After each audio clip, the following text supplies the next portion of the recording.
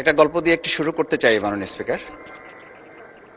ছোট্ট গল্পটি হচ্ছে, রাজা তার উজিরকে বলে দিয়েছিল সকাল থেকে এটা কাজ করবা, এই কাজগুলো করবা।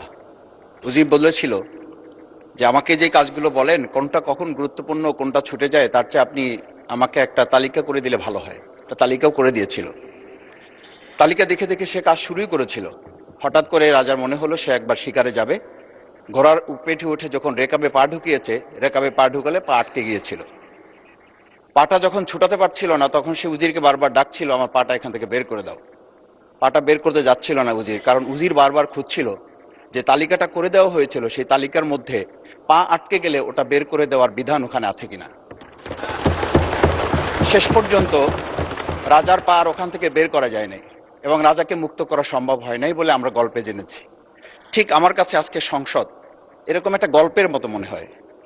আমরা জুলাই সনদে যখন আমাদের 4 বছরের সন্তানরা জীবন দিয়েছে, আমরা যখন দেখেছি বিগত 17 বছর উন্নয়নের কথা বলে আমাদের নির্বাচনকে ভুলে দেওয়া হয়েছিল, আবার বিগত 1.5 বছর আমরা লক্ষ্য করলাম যে সে সময় আমরা কেউ কেউ নির্বাচন এবং নির্বাচন বলে বলে আমরা আমাদের মাথা থেকে বিচার এবং সংস্কারটাই ভুলে দিয়েছিলাম। আবার এখন এসে আমরা দেখলাম যে আমাদের নখের কালি শুকাতে না শুকাতেই উন্নয়নের কথা বলে আমরা আবার জুলাই সনদটাকেই ভুলে দিতে বসেছি।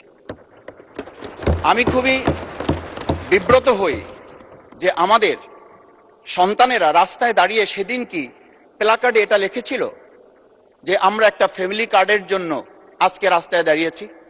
সেদিন তারা দাঁড়িয়েছিল, মাননীয় স্পিকার, সেদিন তারা দাঁড়িয়েছিল, লেখা ছিল রাস্তাগুলোতে আমাদের সন্তানেরা বুকে গুলিবিদ্ধ হয়ে পা হারিয়ে চোখ হারিয়ে দাঁড়িয়ে রাস্তা ব্যারিকেড দিয়ে লেখা ছিল রাস্তা সংস্কারের কাজ না, রাষ্ট্র সংস্কারের কাজ চলছে।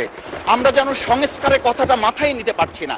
আমরা সংস্কারের পরিবর্তে এখন আমরা সংশোধনের দিকে যাচ্ছি। আমরা তো এই সংশোধনীর জন্য আমাদের ছেলেরা, আমাদের তরুণ যুবকরা, আমাদের জনতারা কাজ করে নাই। আমি একটা কথা পরিষ্কার বলি, অ্যামেন্ডমেন্টের জন্য তো শেখ হাসিনাও সেদিন অফার করেছিল 24 ঘন্টা দরজা খোলা আছে, তোমরা সংশোধনের জন্য আসো। সেদিন এই ছাত্র জনতা সংশোধন মেনে নেয়নি, তারা সংস্কারের জন্য কথা বলতে চেয়েছিল।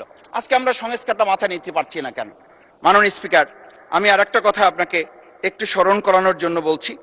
আমরা ছোট সময় আমি বাংলায় সাহিত্যে অনার্স করা, আজকে আমাকে আপনি স্নেহের সাথে মাসুদ বলে বলেছেন। আমার সংসদের নাম শফিকুল ইসলাম। এই মাসুদ নামটা যারা একেবারে খুব আমাকে স্নেহ করেন, আদর করেন, তারাই ডাকেন।